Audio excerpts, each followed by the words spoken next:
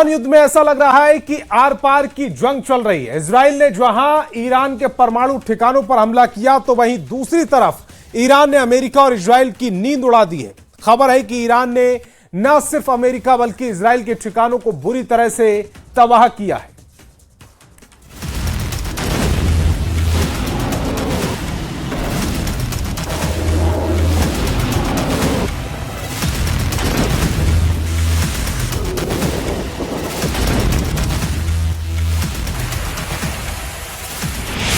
Trump का 10 दिन वाला धोखा, ईरान के 2 परमाणु अड्डों पर हमला।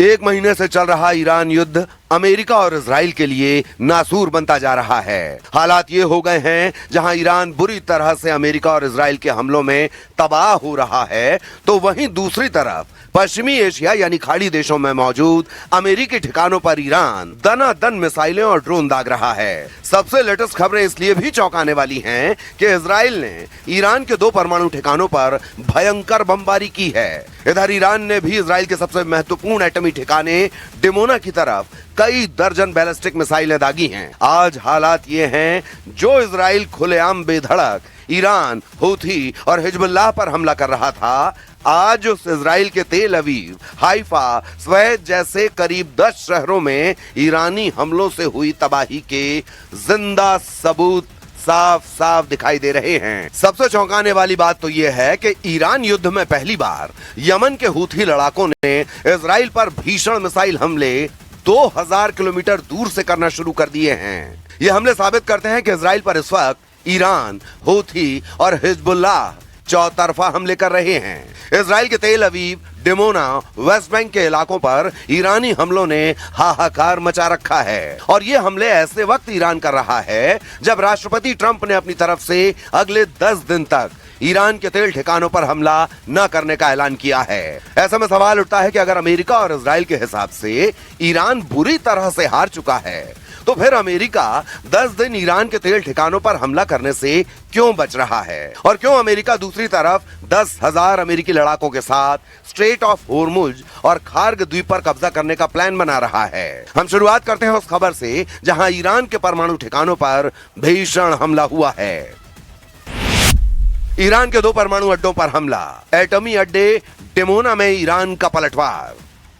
एक तरफ ट्रंप ने ऐलान किया है कि ईरान पर 6 अप्रैल 2026 तक अमेरिका किसी भी तेल ठिकाने पर हमला नहीं करेगा, तो वहीं दूसरी तरफ इजराइल ने ईरान के परमाणु ठिकानों पर सीधे हमले शुरू कर दिए हैं। ईरान के बुशर प्लांट अरकान स्थित येलोकेक पर हमले हुए हैं। खुफिया रिपोर्ट के मुताबिक इजराइल ईरान के कम से कम 5 ठिकानों पर सीधा हमला कर चुका है। बुशहर प्लांट के पास भी इजराइल हमले कर चुका है। ईरान ने 3 घंटे में 50 विमानों से सीधे हमले किए हैं। खबर तो यहाँ तक है कि अमेरिका और इजराइल के संयुक्त हमलों में ईरान के नतांज के भूमिगत संवर्धन संयंत्र के कम से कम 3 भवनों और 2 प्रवेश द्वारों को नुकसान पहुंचा है। हालांकि IAEA ने संकेत दिया था कि मुख्य परमाणु इंस्टॉलेशन पूरी तरह नष्ट नहीं हुए हैं। अमेरिका को शक है कि यहीं पर ईरान का संवर्धित यूरेनियम हो सकता है। अमेरिकी सेना यहां पर हमला करके ईरान का यूरेनियम लूटने की कोशिश कर सकती है। Department of War has consistently outlined we are on or ahead of schedule in that operation and expect to conclude it at the appropriate time here in a matter of weeks, not months. And the progress is going very well. Obviously, we have some work to do. We have to finish the job. In missile attacks की वजह से जोरदार missile attack हुए, जोरदार धमाके हुए और आसमान में हम देख पाए कि ये क्लस्टर बम इर्द गिर्द बिखर रहे थे। और अब यहाँ पे आप देख सकते हैं इस वक्त क्या हालात हैं। ये गिवा टाइम एरिया है इसराइल का, ये टेल अवीव के आउटस्कर्ट्स में है और यहाँ पर ही ये जोरदार धमाका हुआ और ये बताया जा रहा है कि ये क्लस्टर बम यहाँ पे गिरा है, क्योंकि लगातार ईरान की तरफ से क्लस्टर बम दागे जा रहे हैं इसराइल पर। तो ये आप देख सकते हैं यहाँ पे क्या हाल हुआ है। अभी ये पूरा एरिया जो है यहाँ पे इसको अब बंद किया जा रहा है, लेकिन मैं दिखाने की कोशिश करूंगा कि यहाँ पे किस तरीके की तबाही हुई है। पिकैक्स माउंटेन नतांज के मुख्य संयंत्र पर हमलों के बाद ईरान ने कुह ए कोलंग गज यानी पिकैक्स माउंटेन के नीचे एक नया बेहद गहरा भूमिगत संयंत्र तैयार किया है। ये पहाड़ों में इतना गहरा है कि सामान्य हवाई हमले इसे भेद नहीं सकते। फोर्दो, ये साइट पहले से ही पहाड़ के अंदर है। खुफिया जानकारी बताती है कि यहाँ भी संवर्धित सामग्री का गुप्त स्टॉक हो सकता है।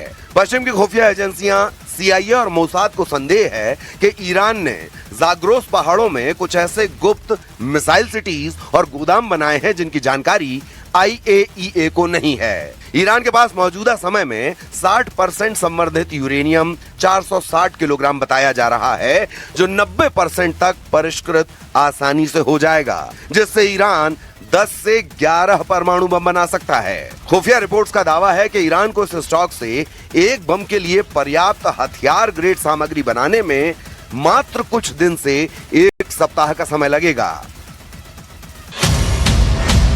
ताजा खुफिया जानकारी और ऑपरेशन एपिक फ्यूरी के संकेतों के मुताबिक अमेरिका और इजराइल ने अपनी रणनीति में महत्वपूर्ण बदलाव किए हैं। वर्तमान में सैन्य कार्रवाई का मुख्य ध्यान हवाई प्रभुत्व पर है, लेकिन जमीनी हमले एक तरह से शुरू हो चुके हैं। CIA और मोसाद की रिपोर्ट के अनुसार जमीनी कार्रवाई को हरी झंडी मिल चुकी है। अमेरिकी नौसेना ने ईरान की नौसेना को काफी हद तक पंगु बना दिया है। जमीनी हमले का पहला चरण होर्मुज, जल डमरू मध्य और बंदर अब्बास बंदरगाह पर नियंत्रण करना हो सकता है, ताकि ईरान की तेल आपूर्ति और सैन्य आवाजाही पूरी तरह से रोकी जा सके।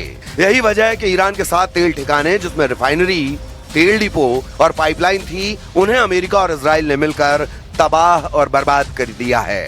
अब देखना होगा ईरान के परमाणु अड्डों से अमेरिकी स्पेशल फोर्स कैसे यूरेनियम को और परमाणु सामग्री को हासिल करती है। फिलहाल ईरान ने इजराइल के परमाणु ठिकानों पर तेजी से पलटवार शुरू कर दिया है।